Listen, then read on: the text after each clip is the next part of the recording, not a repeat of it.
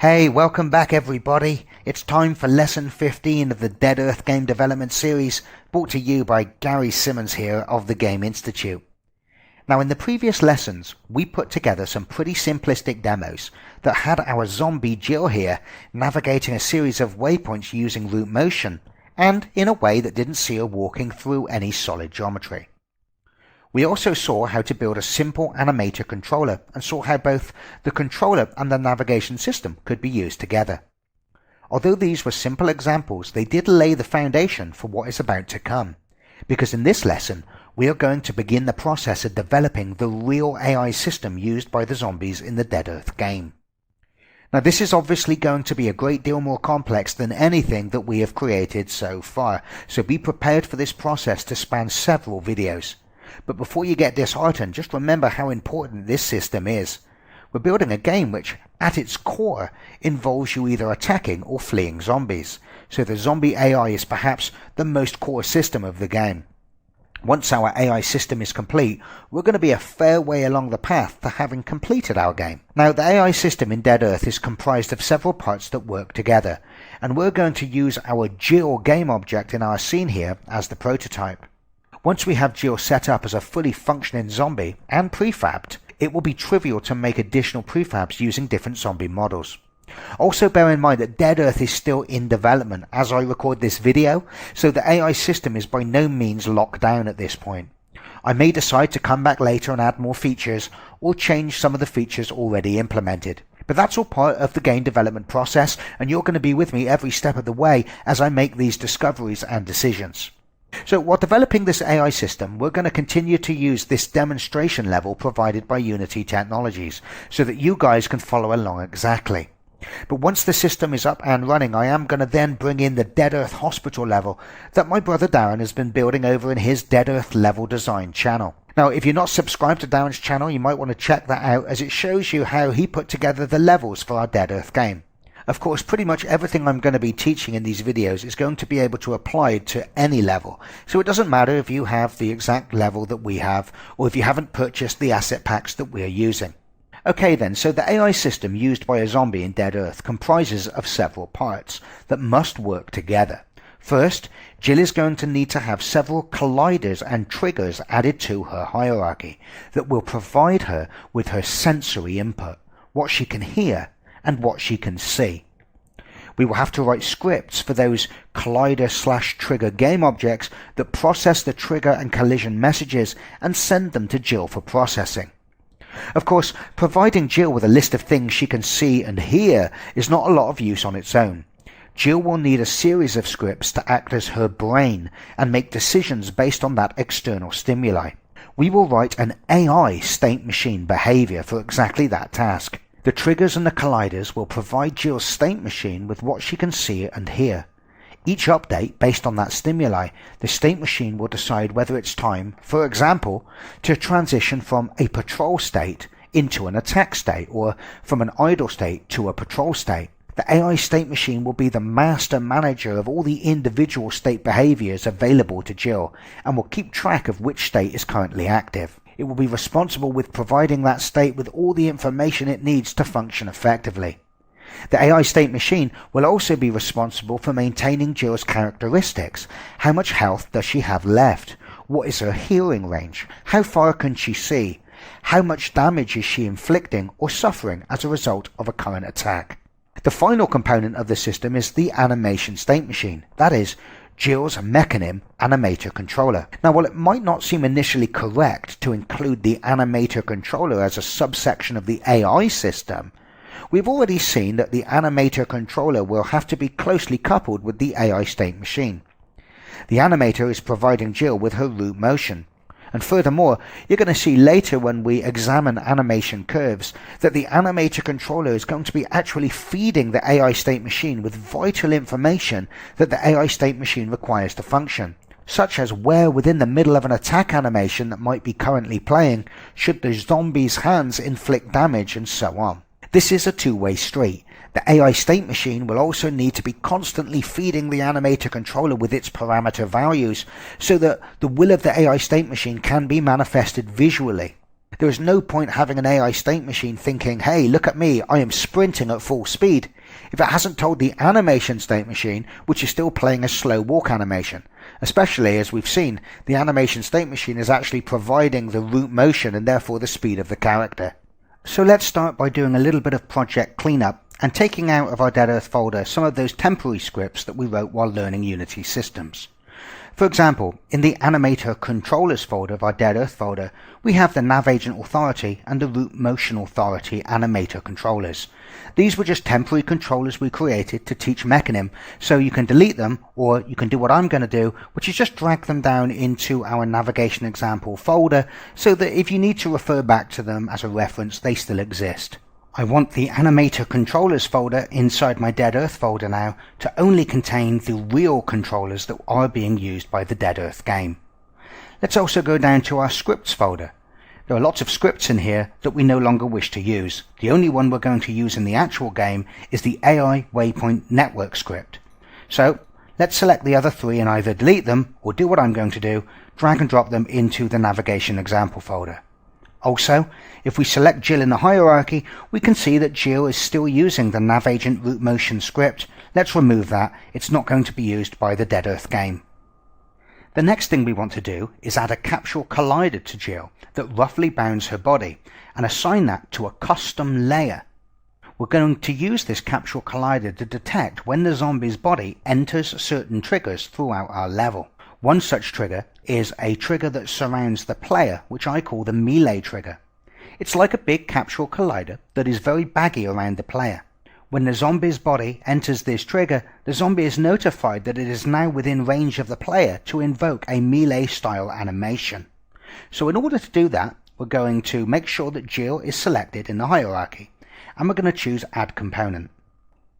We're then going to type in cap for capsule and choose Capsule Collider from the list. We then wish to roughly size this collider and position it such that it bounds Jill's body.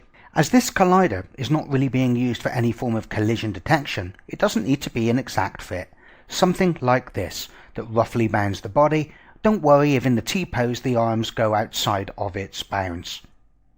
The settings I set here are offset 0.87 on the y-axis from its center point, using a radius of around about 0.4 and a height of 1.84 meters. It should be set to have a direction along the y-axis, which is the default. We're also going to need to add a rigid body to this game object so that we're notified when it enters certain triggers that are placed throughout the level. So I'm going to choose Add Component, I'm going to type RIG for rig, and then I'm going to choose rigid body. We don't wish our zombie to be influenced by physics in any way, so we wish to choose Is Kinematic.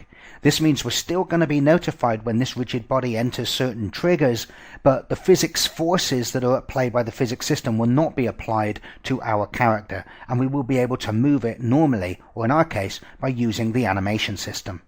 Don't worry about the mass, drag, or gravity. These are all ignored when we use the Is Kinematic setting. As this is the game object that contains the capsule collider of our AI entity, I'm going to rename this AI Entity. So I click on Jill in the hierarchy and rename this game object AI Entity. I want this particular game object, or more specifically its collider, to be on its own layer, a layer that is specifically for AI entities. So I'm going to go to the Layer drop-down and choose Add Layer. Then in User Layer 8, my first available free slot, I'm going to name this layer AI Space Entity. I'm then going to select my AI Entity game object and I'm going to assign it to the AI Entity object.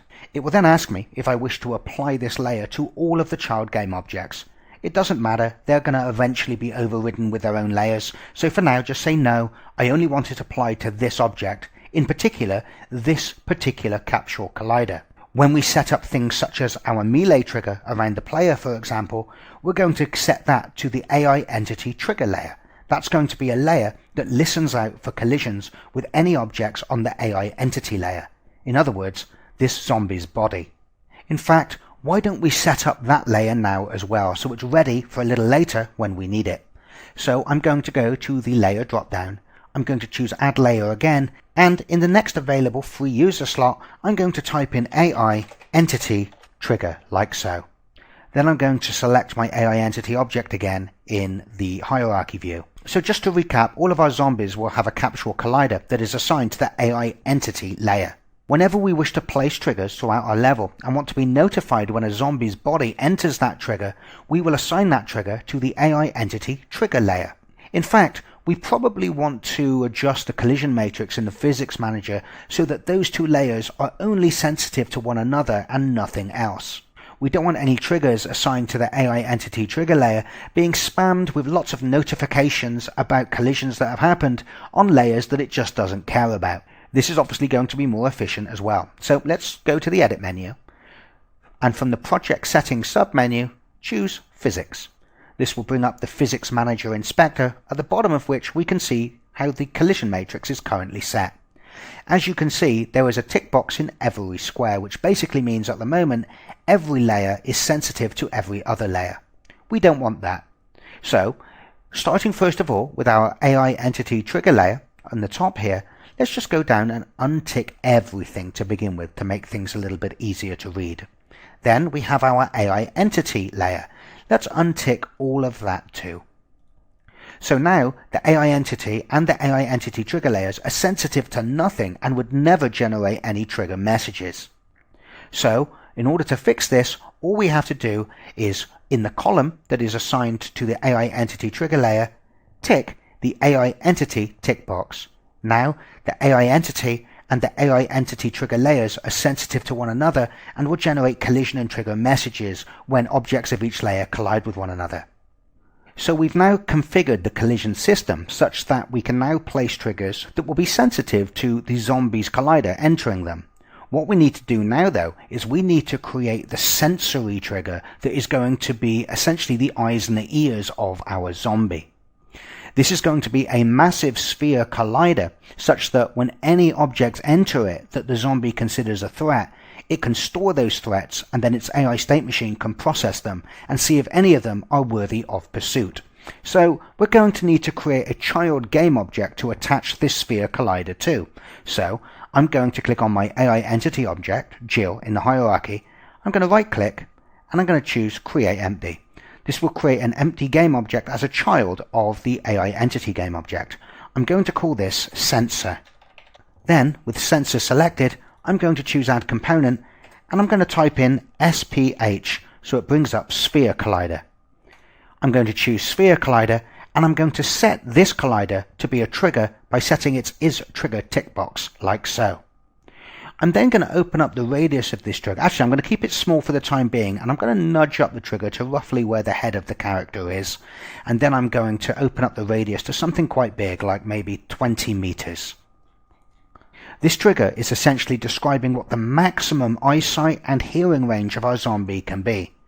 When any sound that is an AI aggravator is emitted within this sphere, the zombie will be notified of it and may, if there are no other pressing concerns, pursue its source. Any objects that are considered to be visual aggravators of the zombie, such as the player, will also generate messages while they are inside this sphere. However, as a zombie would not have a 360 field of view, any visual aggravators that are found out to be inside this sphere are first tested against the zombie's view cone. This is all done by the state machine, and we'll talk a little bit about that later on. As this trigger is going to be sensitive to anything that is considered an aggravant to the AI, I'm going to assign this to the AI trigger layer. We haven't got an AI trigger layer yet, so I'm going to go to the layer menu, I'm going to choose add layer, and in the next available free slot, I'm going to call this layer AI trigger, like so. Remember, this is different from the AI entity trigger, which is a trigger that is sensitive to the AI entity entering it. The AI trigger layer will be sensitive to any object which is considered hostile to the AI entity. I'm then going to select my sensor object in Jill's hierarchy, and from the layer menu, I'm going to assign it to the AI trigger layer, like so. Now it would of course be more realistic if we took our sensor game object here and actually made it a child of Jill's head bone in the bone hierarchy. As you can see at the moment, it lives outside of the root bone, which is our hips bone. Therefore, it isn't animated as the character animates. Therefore, if Jill was to suddenly go into a crawling animation, technically her eyes and her ears from an AI perspective would still be up in the air where the head was in an original standing state. The thing is, I did try this and it didn't actually work out that well. It caused some problems because for some of these animations, the head is doing some really crazy movements, looking up, looking down, looking left, looking right. When the zombie is feeding, its head is literally pushed right into the ground, and it just made the zombie seem a little bit dumb. You could be stood right in front of the zombie, but if it was looking to the left, even if it was in the middle of an attack sequence where the head turned to the left as part of the attack sequence, you would no longer register as a visual threat and it wouldn't see you. So what I do for now is I keep the sensor outside of the bone hierarchy, even though that's not technically accurate. Now I'll probably come back and address this in the future. I think probably the best thing to do that would give me kind of the best of both worlds would be if I write a script for my sensor such that it mounts itself to the position of the head bone, but isn't actually a child of it. You can imagine each frame that script might move the sensor so that it's always in the center of the head, but it keeps its own rotation and doesn't rotate wildly with the head during the animation. But for now we're going to leave it where it is because it certainly does a good enough job. So this is where things are going to get a little bit weird. You see, if I select the AI entity object in the hierarchy, we can see that this is the object that has Jill's animator, her rigid body, her capsule collider, and her nav mesh agent. Now, we've got settings on the nav mesh agent which are designed to stop the nav agent overstepping its target. We have, for example, the auto braking and the stopping distance properties. We saw when we were just dealing with just the raw navigation system that even if we had auto braking off and stopping distance to 0, that the nav agent would step past its target quite easily within a given time step. And you could get in a situation where the nav agent is just circling around its target, never being able to actually reach it. For example, if we just did a simple distance check, we might be 1.1 meters away from our target. We might say if we're in a 1 meter radius of our target, then we should stop and move on to, say, the next waypoint. But at 1.1, we wouldn't be close enough to our target to do that, so we would still think we have to move. However, as root motion is now dictating the speed of our nav agent, the next time root motion is applied, it could actually move our character, say, 3 meters, and we would suddenly find that when we do that distance check again, that we are now further away from the target than we were when we checked on the previous frame, because we've walked right through that target and now have walked away from it by a greater distance on the other side. Now, while there are obviously ways that we can fix this in code easy enough, I found that because I was eventually going to be using lots of different animation controllers with lots of different animations, all delivering different root speeds and therefore different movements per frame, I decided that rather than do it in code, I would use Unity's trigger system to make my life a little bit easier. Plus, Unity's trigger system is lightning fast. So what I do instead is whenever there is a target that the zombie is heading towards, be that its next waypoint, be it the player if the zombie was in pursuit of the player, or be it some other stimuli that the zombie wants to investigate, such as a sound source or perhaps a dead body that it wants to feed on, it always, once it's been given a new target, sets a sphere trigger at that target's location. It then heads towards the target, and when it enters that trigger, the AI state machine is then notified and it knows it can then move on to the next target. So we're utilizing Unity's trigger system to tell us when the target has been reached. This makes it delightfully easy to set up and also very easy to adjust the stopping distance on a per zombie basis by merely adjusting the radius of the sphere trigger that's used to bound its target. So in order to do that, we could just create a sphere trigger, put it in the scene, and then assign it to one of the zombie's parameters. But then we would have lots and lots of sphere triggers all cluttering up our scene. We wouldn't know which one was intended for which zombie. Furthermore, as we want every zombie to have its own target trigger, we want that to become part of its prefab, so it needs to exist in a zombie local hierarchy.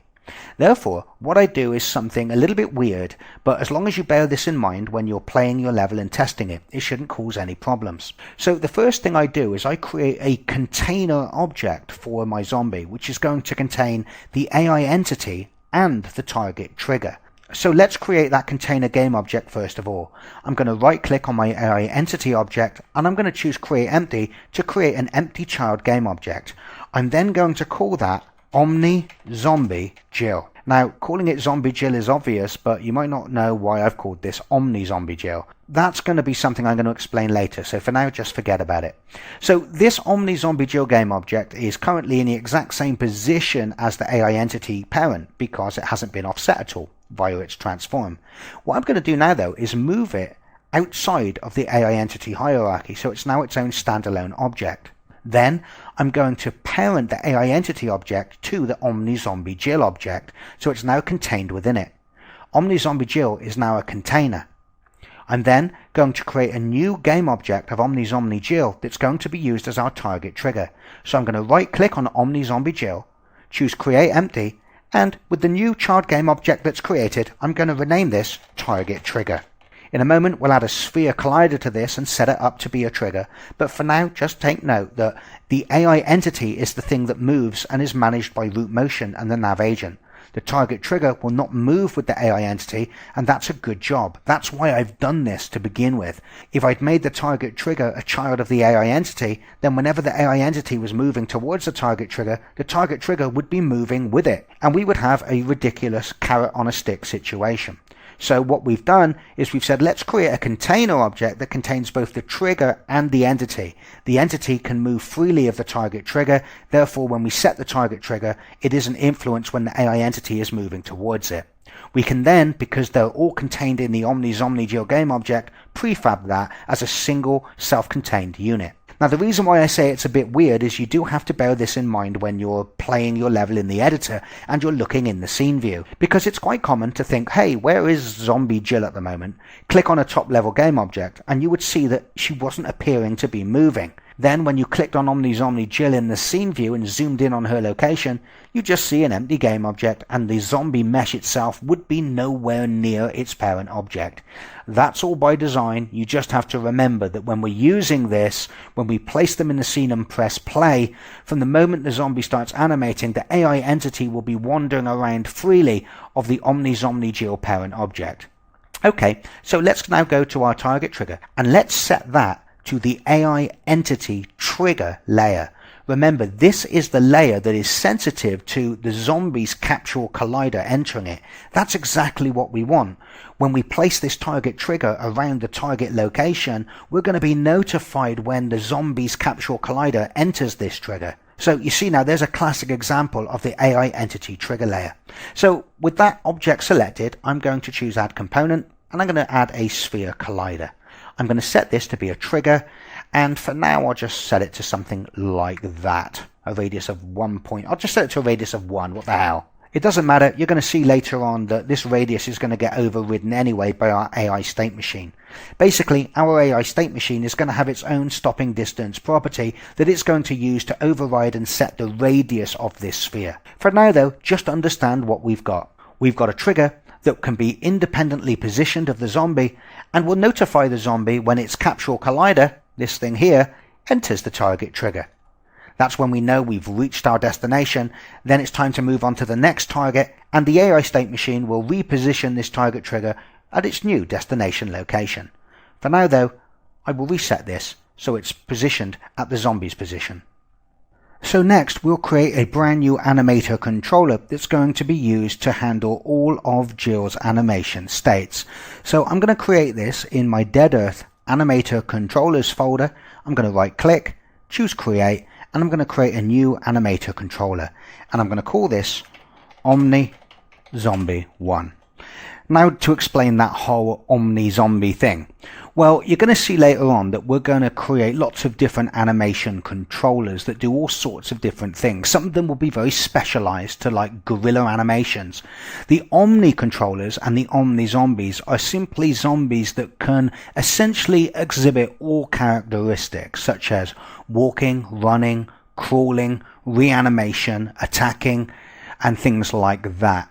There will be times down the road where we're going to create animation controllers that are very specialized and perhaps don't exhibit all of those behaviors, such as, for example, a zombie that starts the level in a crawling position.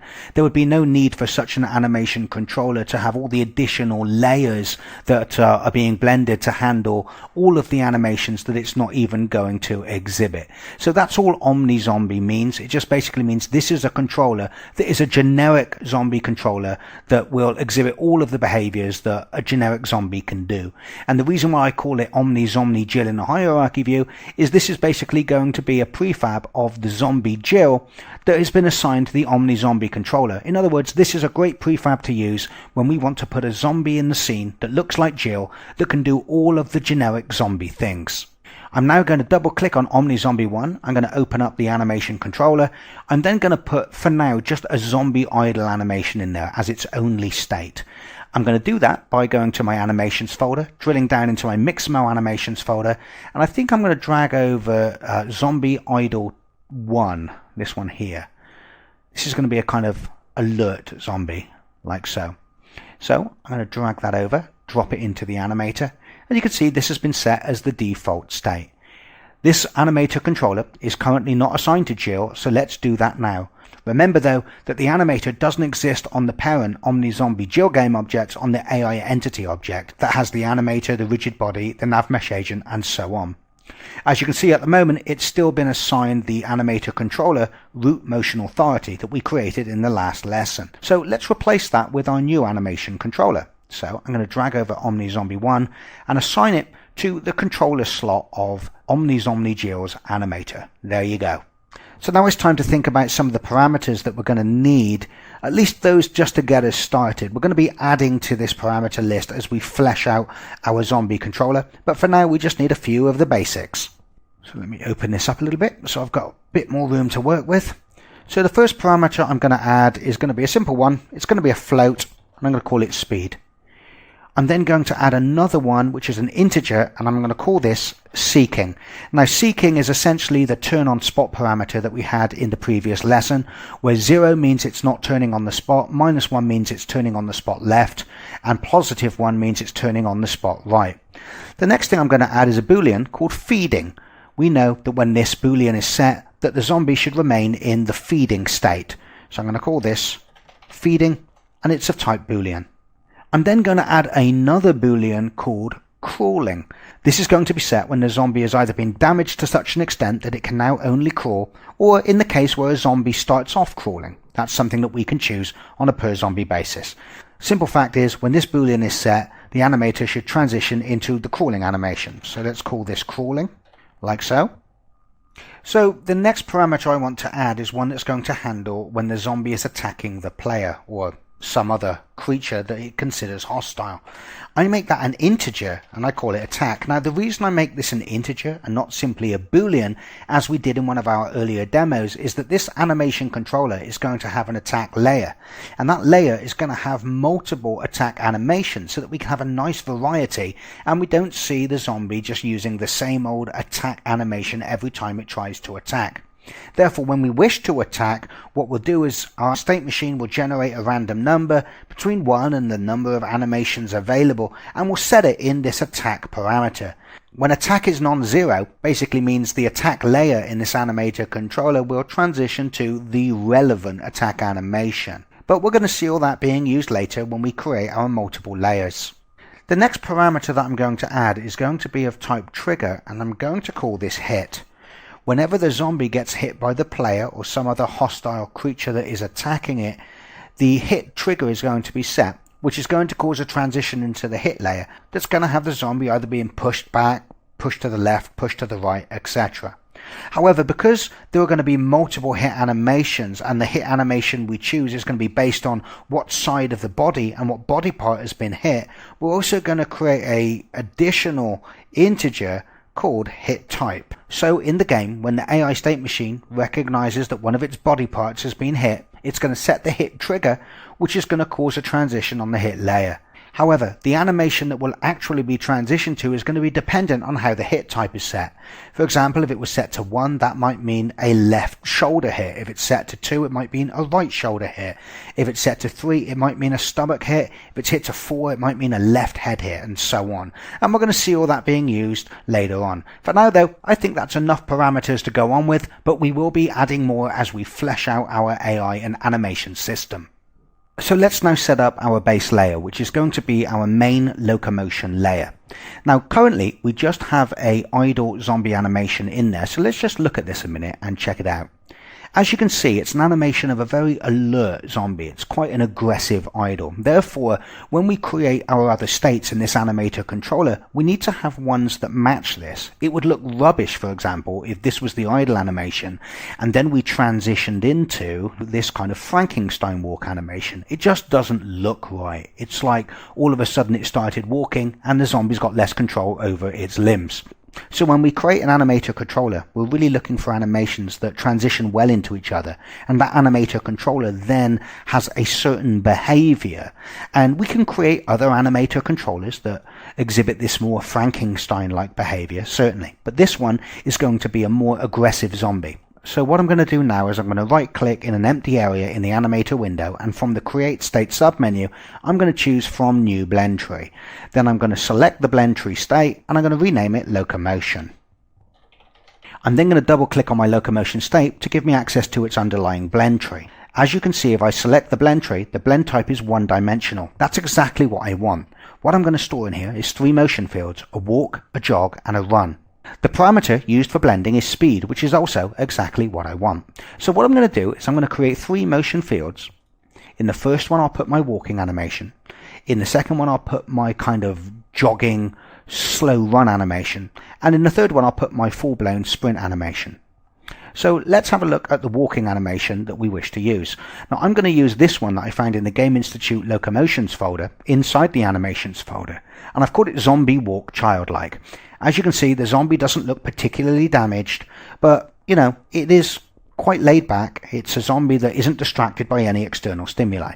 So that would make a good walking animation. So I need to make sure that, of course, I open up the Zombie Walk Childlike FBX file and I drag over the actual animation clip contained, which in this case is called 14201.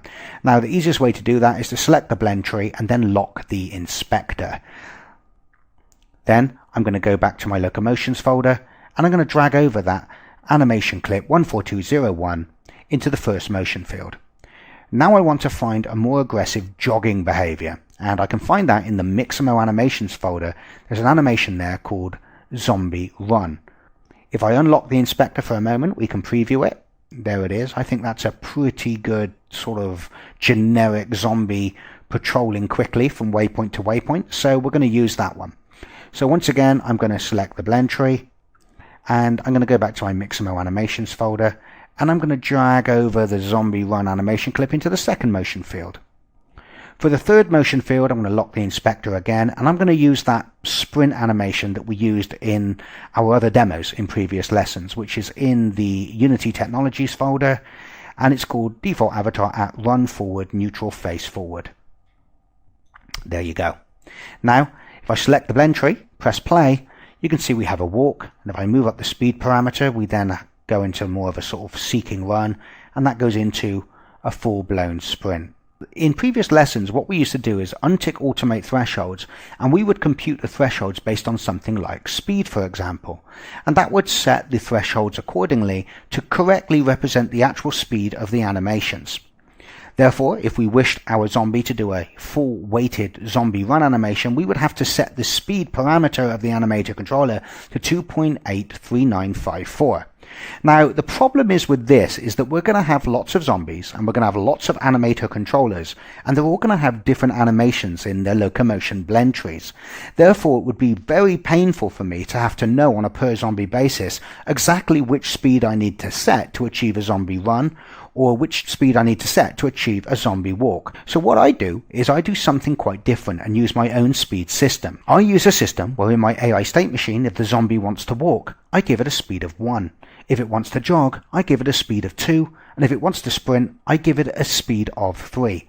Remember, the root motion is still going to be generated in exactly the same way, but it just gives me a uniform way to tell any zombie, irrespective of its blend tree and the animations in that blend tree, what animation I wish it to use. So for our walking animation, I'll set the threshold to 1. For our jogging animation, I'll set the threshold to 2. And for our sprinting animation, I'll set the threshold to 3, like so. We now have speeds in the range of 1 to 3 that we can set that will invoke these animations and blend between them accordingly. This means that even if I have a zombie with a completely different animator controller that has completely different speeds and animations for its walk, jog and run, I will still activate them when I want them by just setting the correct speed in the 1 to 3 range. And I'm going to be using this for all of my zombies, okay? So there will be a uniform speed system across all of my animator controllers. So going back, we probably want to add some transitions. So I'm going to make a transition to locomotion from idle and back to idle from locomotion. And we want to transition into our locomotion. First of all, ticking has exit time off, and we want the condition to be if speed is greater than, let's say, 0.5. Doesn't really matter. As soon as a zombie begins to walk, its speed is going to be set to a minimum of 1, so this is going to be triggered.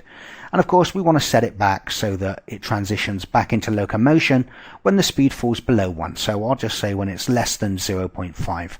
So I'm going to untick again, has exit time, add that condition, and say when speed is less than 0.5. Because when we actually want to come to a stop, we'll set the speed to 0. Okay, so now we need to add our turn on the spot animations, and once again we wish to find turn on the spot animations that match the behavior of our character, especially its idle.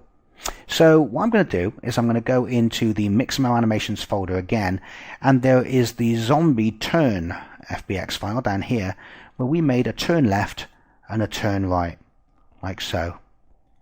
I think these are the ones we're going to use. So I think we'll drag those in, turn left, turn right, like so. And then we want to make some transitions between these. Now remember, we have this seeking parameter, which is our turn on the spot parameter. So let me move these out a little bit and give myself a little bit more screen space to play with.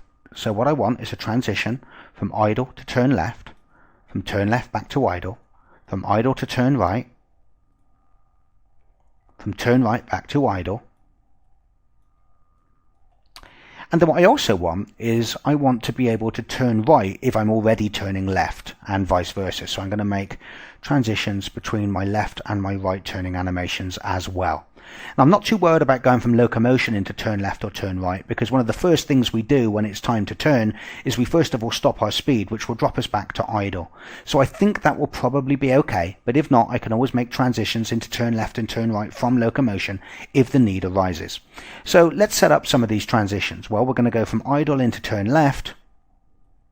First of all, unticking has exit time, and the condition being if seeking equals -1.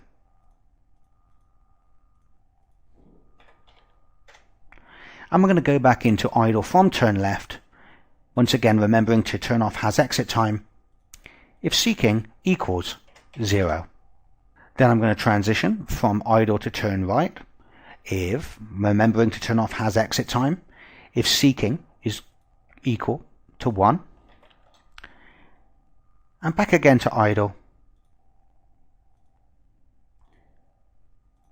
if seeking equals 0. And then we need to hook up the transitions between zombie left and zombie right. So if we're in zombie right, we transition to zombie left, turning off has exit time, if seeking equals -1. And we transition from zombie left to zombie right. Oops, I've done that the wrong way around, sorry. So we transition from zombie left to zombie right if seeking equals 1. And we transition from zombie right to zombie left if seeking equals -1. So I think that covers all bases. Let me just check I've set them up right. Yep, looks good to me. Okay, so as this is our locomotion layer, crawling is also a form of locomotion. the fact that the zombie isn't walking because its legs are damaged doesn't mean that it isn't moving, it just means that it's crawling on all fours, but it's just a locomotion animation, so we're going to put it on the base layer, which is our locomotion layer. Now I've actually got two crawling animations, if I remember rightly, so if I go into my Game Institute locomotion folder, I think we've got crawl, there you go, zombie crawl 1, which is like a slow crawl, and zombie crawl fast, which is a faster crawl. So I think I'll put these in a blend tree as well. So I'm going to right click in an empty area, create state from new blend tree, and I'm going to call this crawling locomotion, like so. And then I'm going to double click into that to get access to the blend tree. And once again, we want a one-dimensional blend tree. We wish it to also be based on parameter speed, but as I only have two crawling animations, I'm going to add only two motion fields. Now I'm going to lock the inspector so that when I click on my animations, I don't lose the inspector for the blend tree. And where did I say it was? It was in my locomotion folder in Game Institute. And in motion field 1, I'm going to drag over zombie crawl 1 and zombie crawl fast. Oops. Zombie crawl fast, like so. Once again, I'm going to untick automate thresholds, and what I'm going to do is set these myself. So the first threshold is going to be what is equivalent to a walking threshold. So I'm going to set that to 1. Then I'm going to set the crawl fast threshold to 2. Now it doesn't matter that we don't have a third motion field here. If speed is greater than 2, for example, if we set it to 3, then it just means it'll be clamped at 2, and 2 is the animation that will play. So what we have now is the ability, using the same speed parameter, to say, hey, we want you to speed up your crawling and come at me much faster, like so. So the nice thing about our custom speed system, using speeds of like 1, 2 and 3, is we no longer care whether the zombie is crawling or whether the zombie is walking or running upright. All we need to say to the animator controller is, you've seen something that really bothers you, I want your speed to be 3. And in the case of a crawling zombie, that means it will clamp out at 2 and play the fastest crawling animation we've got. But it means that when we're not in the crawling state and we're instead in the standard locomotion state, it means it's going to be playing our, oops, let me unlock the inspector. It means we're going to be playing our full-blown sprint animation, like so. So pretty cool stuff, and we no longer have to care about what the actual speed of our animation clips are. So let's now create the transitions from Zombie Idle into the crawling locomotion. So transitions to and from, and I'm going to turn off has exit time, and the condition is simply going to be if crawling is equal to true, and we go back into idle if crawling is equal to false. Incidentally, this will never happen. Once a zombie in Dead Earth is crawling, it means its legs are damaged and it never repairs to the point that it gets back up from a crawling zombie. But let's just put it in there in case we change our minds about that in the future. But I don't think we will, because we don't really have an animation that will take us from a crawl up into an idle. Now, you're probably thinking at the moment it's a little bit weird because we also don't have an animation that's going to take us from an idle down into a crawling, and it's going to look really weird if you watch the animation window here. That's not actually going to happen. You see, on another layer, we're going to have what's called a cinematic layer, which is going to take over when the zombie is recovering from a ragdoll. So if you imagine the zombie has been shot, it's ragdolled, and it's fallen down onto its stomach. Now, while this cinematic layer has focus, we're not going to see this transition from idle to crawling locomotion because it's being overridden by the cinematic layer. And that cinematic layer will essentially see the zombie be a ragdoll for a bit. And when this layer, the base layer, once again gets its full weight back, the zombie's already going to be in a crawling animation. So it's going to look fine, but you'll have to take my word for it for now. You'll see it later. Okay, so I think the only other thing I have to do, which once again is just really a paranoia check, because I don't think this can ever happen, but I'll just make sure, is the transition from idle to turn left and turn right should also never happen if the zombie is ever a crawling zombie. Now, this isn't actually ever going to be happening, but I'm just going to say that. Never transition into a turn on the spot animation if the zombie is crawling, okay? Just to cover all bases here. It would look really weird if the zombie crawled up to a waypoint, then when it got to the waypoint it just magically got up on its feet and went into that kind of seeking turn on spot animation. So we only go into those if turn on spot is false. So we've got quite a bit of the menial prep work done for now, but the next step is going to be to start writing our AI state machine behavior and our various AI state behaviors that are going to be managed by the state machine. Now this is going to be a pretty big topic. It's going to cover several lessons. It's going to involve writing a fair bit of code.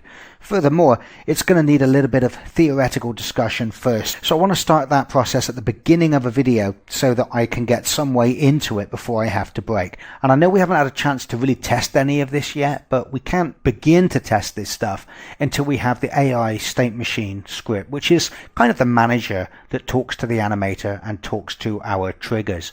So I'm going to leave it there for this lesson. I will see you in the next video. Thanks for listening, guys. Bye bye.